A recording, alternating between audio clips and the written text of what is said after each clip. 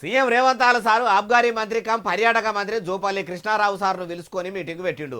ఎందుకు వచ్చేది ఎండాకాలము, మంచినీళ్ళు మంచిగా అందినా అందకున్నా కానీ బీర్లకు మాత్రం కొరత ఉండొద్దని చెప్పేందుకు సమావేశం అయ్యిండా, లేకుంటే ఇంకేమన్నా కొత్త ముచ్చట ముంగటేసుకున్నాడా? మనం కూడా అరుచుకుందాం పారే.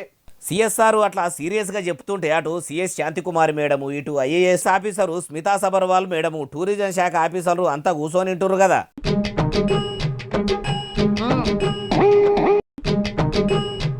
ఎందుకోసం ఈ సమావేశం అంటే మద్యం గురించి కాదట. తెలంగాణలో టూరిజం శాఖను మీదికి అంటే చాలా మీదికి లావట్టాలే. మన రాష్ట్రంలో ఉన్న పబ్లిక్కే కాదు, పక్క రాష్ట్రాల పబ్లిక్కు, బయట దేశాల పబ్లిక్కు మొత్తం తెలంగాణకు వచ్చేటట్టు తెలివిగా పర్యాటక రంగాన్ని పరుగులు పెట్టియాలనుకొచ్చిండు. గోదావరి కృష్ణానది పుష్కరాలను ఈ తేప పెద్ద పండుగ లెక్క చేయాలి.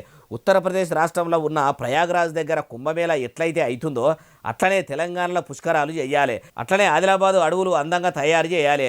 వరంగల్ వనాలతోని పాటు కాకతీయ కోటలు, 1000 స్తంభాల గుడిని ఇంకా చక్కదనంగా చేయాలని అనుకొచ్చిండు. ఇట్లా ఇవే కాదు, రాష్ట్రంలో ఉన్న గుళ్ళు గోపురాలు, టూరిస్టు స్పాట్లు అన్నీ అభివృద్ధి చేయాలి. ప్రభుత్వానికి ఆమ్దాని పెంచాలని అనుకొచ్చిండు. అయ్యా ముఖ్యమంత్రి యనమల రేవంత్ ఆల సారు, మీ చేయి సర్కారు వచ్చినాక చదువుల శాఖ సత్రోలు అయ్యింది, దవాఖాన్ల శాఖ దరిద్రంగా ఉంది, ఆటపాటల శాఖ ఆగమే ఉన్నది, సినిమాల శాఖ చిందరవందర అయ్యే కాడికి వచ్చింది, సడకుల శాఖ సత్యనాశు ఉన్నది. ఇట్లా చెప్పుకుంటూ పోతే గ్రామ పంచాయతీరాజ్ శాఖ కాడి నుంచి మున్సిపాలిటీ శాఖ దాకా దేంట్లో చూసినా కానీ తొర్రలు బొర్రెలే ఉన్నాయి. ఆ శాఖల మీద కూడా నజరు పెట్టి ఎందుకట్లా అవుతున్నాయో అరుచుకోండి సార్ అంటుర్రు ఈ ముచ్చటిన్నోళ్ళు.